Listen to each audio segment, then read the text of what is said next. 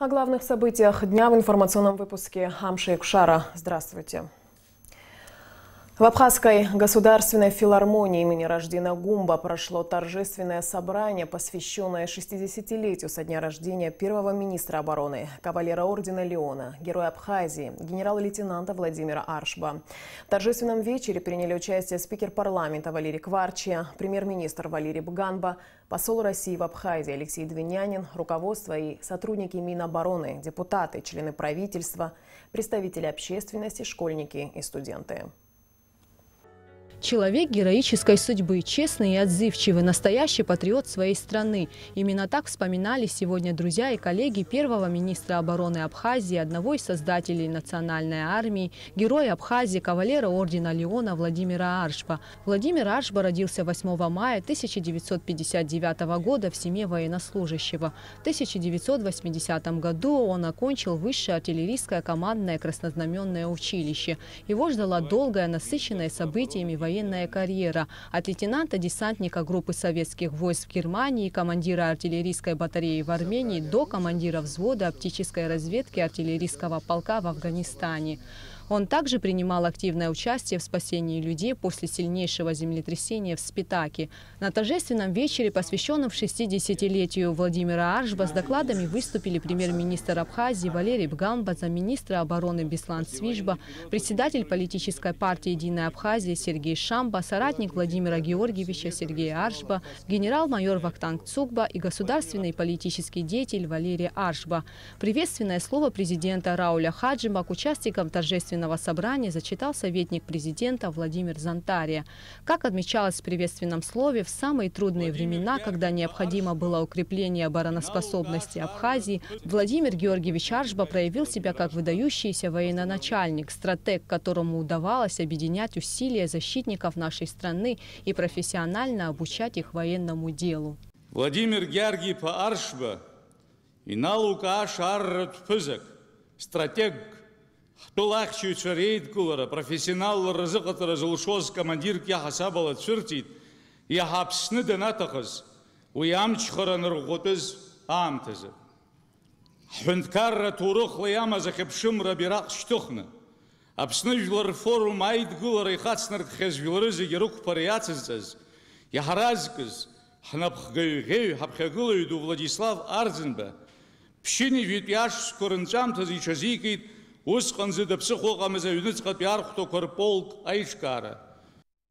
1989 году Владимир Аршба возвращается в Абхазию, принимая активное участие в создании абхазской армии. С первых же дней начала Отечественной войны народы Абхазии он принимал активное участие в организации обороны и вооруженного сопротивления в районе Красного моста в Сухуми. В послевоенный период Владимир Георгиевич принимал деятельное участие в укреплении обороноспособности государства, способствуя мирной, созидательной жизни нашего народа. Владимир Георгиевич – человек героической судьбы. Он являл собой пример для подражания, был высококлассным профессионалом, настоящим офицером и человеком чести, внимательным к своим подчиненным и сослуживцам, добрым и отзывчивым человеком. Всю свою жизнь Владимир Аршба посвятил служению Родине. Для него было важно, чтобы история Отечественной войны передавалась из поколения в поколение, а память о тех, кто отдал свои жизни за свободу и независимость страны, всегда была жива. Владимир Аршба ушел из жизни в возрасте 60 лет. Память о выдающемся полководце Абхазии навсегда останется в истории и сердцах абхазского народа. Гугут Савардания, Тамас Чиковани, Абхазское телевидение. Официальная делегация Республики Абхазия под руководством министра иностранных дел Даура Кови прибыла в Республику Арцах. Об этом сообщается на официальном сайте МИД Абхазии. В составе делегации председатель армянской общины Абхазии Галос Трапезанян и общественный деятель Валерий Майрамян. Как отмечается в сообщении, в программе визита делегации, встречи с членами правительства Республики Арцах, участие в торжественной церемонии открытия чемпионата Европы по футболу КОНИФА-2019. Кроме того, в день открытия чемпионата пройдет встреча с тренерским штабом и игроками футбольной сборной Республики Абхазия. Министр здравоохранения Абхазии Тамаз Цахнакия совершил инспекционный выезд в Гагарский район с целью оценки готовности медучреждений к началу курортного сезона в республике, сообщает пресс-служба Министерства здравоохранения. Были проинспектированы Гагарская ЦРБ и Пицунская больница. По итогам проверки состоялось совещание в администрации Гагарского района с участием первого заместителя министра здравоохранения Алхаса Канжария, председателя собрания Гагарского района Астана Агрба, главврача ЦРБ города Гагра Вячеслава Аргун. Участники совещания обсудили вопрос наличия медикаментов и расходного материала в медучреждениях района. Как отметил Тамаз Цахнакия, на данный момент все необходимое для оказания экстренной медицинской помощи у врачей есть. Но эту базу нужно своевременно пополнять и увеличивать с учетом того, что количество туристов будет расти и, соответственно, будет больше количества обращений. Министр также дал указание увеличить количество фельдшерских выездных бригад скорой помощи, в том числе на Рицинском направлении, и количество дежурного персонала в Гагарской ЦРБ, чтобы обеспечить круглосуточную медицинскую помощь. В ходе поездки Тамаз Цахнакия посетил и город Новый Афон, где 28 мая началась всеобщая диспансеризация населения. Представители государственного предприятия «Сухумгаз» в эти дни проводят проверки учебных учреждений и объектов общественного питания на соответствие правилам безопасности установки газовых баллонов. На одной из таких проверок вместе с сотрудниками «Сухумгаза» побывала и наша съемочная группа. Репортаж на Алыкове. Значительная часть населения Абхазии использует сжиженный газ для приготовления пищи. И, как отмечают специалисты, различные происшествия, связанные с использованием бракованных газовых баллонов, происходят достаточно часто. Представители государственного предприятия «Сухумгаз» регулярно проверяют школы, детские сады, объекты общественного питания столицы и Сухумского района на соответствие нормам безопасности. На этот раз проверкой посетили детский сад «Пчелка», расположенный в районе Маяка. Мы вчера объездили новый район, смотрели, как расположен газовый баллон, газовая система в садиках, где школы не закрыты, еще тоже поуспеваем тихо-тихо. Но я бы не сказал, что все соответствует. Это газовые баллоны, каждые 5 лет надо их промывание делать, чистить надо, газелин сливать надо. Стараемся, сейчас вот просим, чтобы баллоны завезли новые баллоны. Обслуживаем. Газовый редуктор является важным элементом газового баллона и отвечает за понижение давления газа или газовой смеси на выходе из какой-либо емкости. Как говорят специалисты, определить брак можно только во время пользования газовым баллоном, и поэтому необходимо внимательнее относиться к используемым баллонам и устанавливать их в правильных местах, соблюдая меры безопасности. Замочек поставить и желательно какие-нибудь дерево его обшить. Я думаю, это желательно, чтобы не провоцировать, чтобы солнечные попадания до заката будет бить по железу. Объем одного баллона составляет 11 килограммов сжиженного газа. При правильном использовании газовый баллон может сохраняться до 15 лет. Чаще всего покупатели устанавливают баллоны самостоятельно, не обладая достаточной информацией, что ведет к утечке газа или взрывам, которые могут иметь серьезные последствия. Специалисты также предупреждают о том, что нельзя оставлять газовые баллоны, непригодные к использованию в подъездах или на балконах домов под прямыми лучами солнца. Это может привести к взрывам с серьезными последствиями. Еще раз говорю, не пользоваться газовыми старыми образцами советских времен.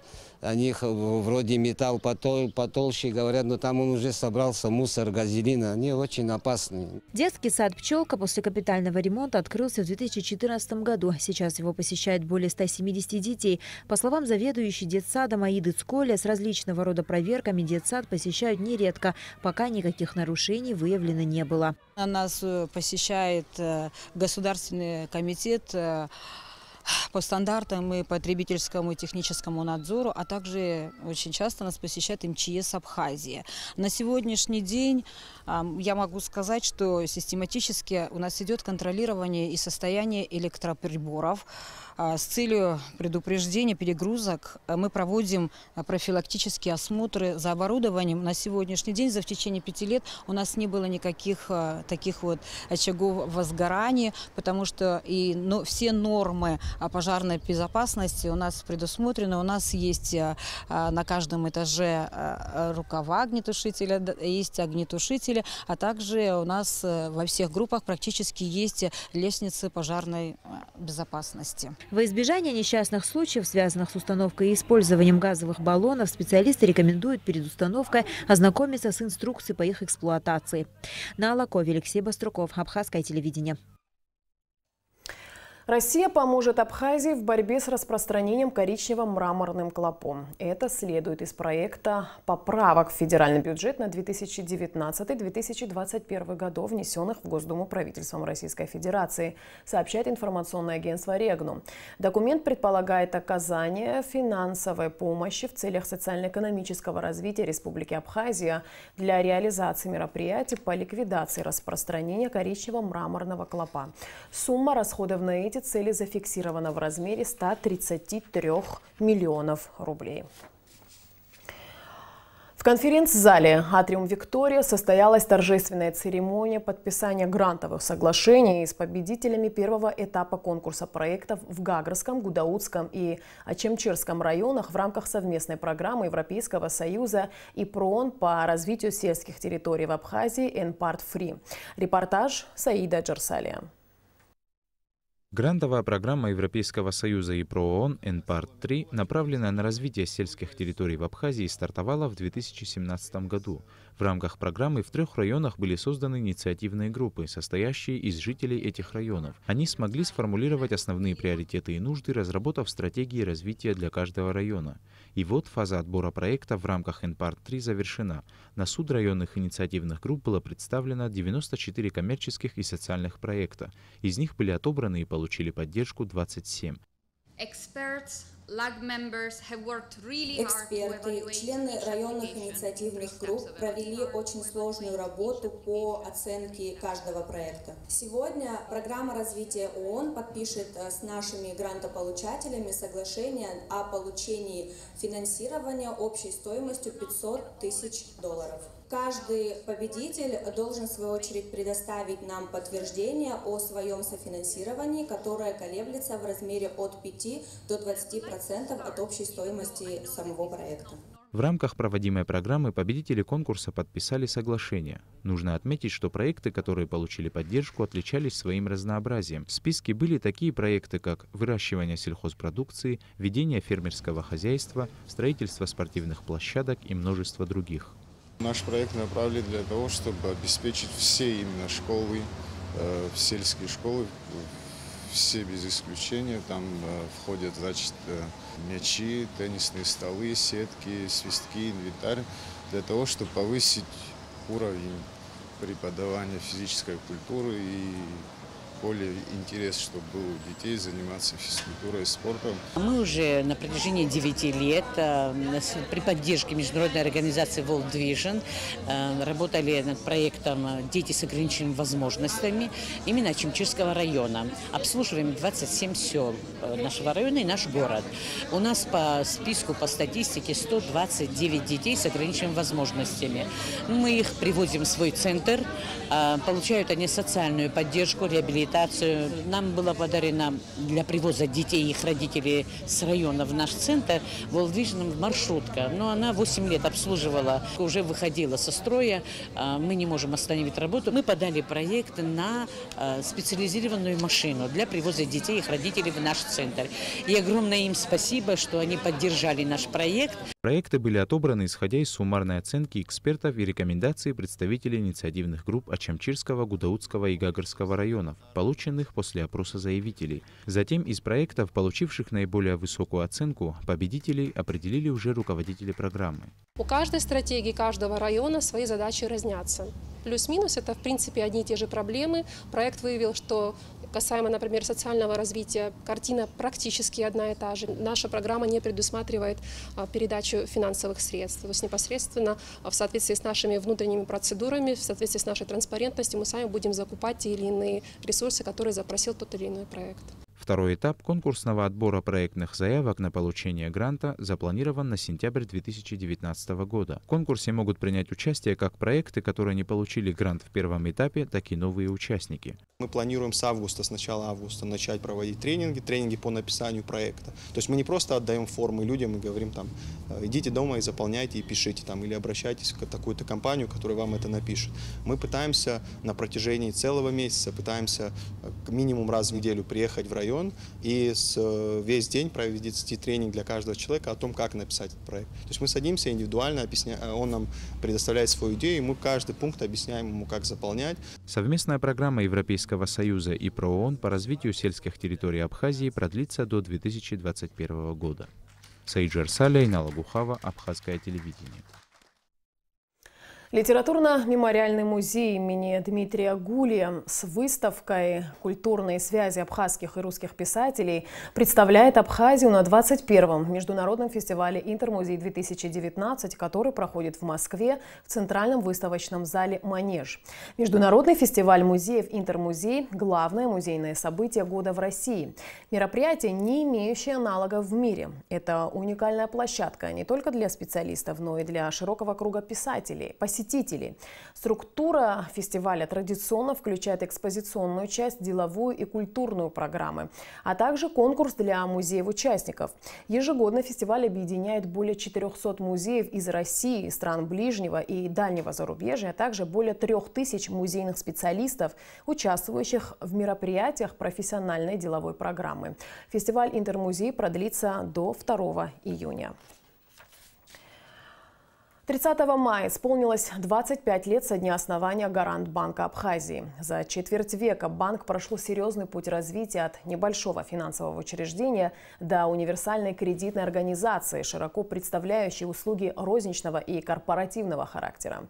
Сегодня клиентами банка являются более 1100 юридических лиц, 1200 индивидуальных предпринимателей и 14 тысяч физических лиц.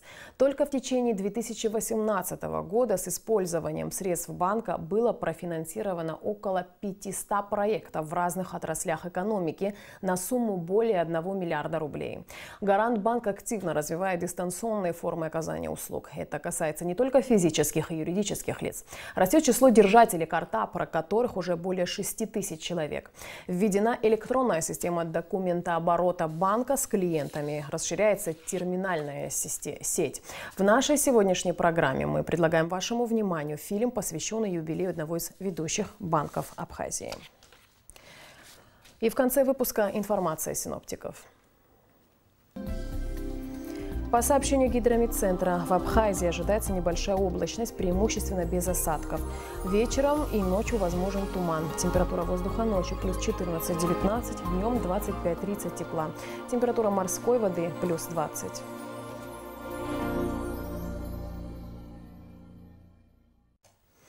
На этом наш выпуск завершен. Всего доброго и до встречи в эфире.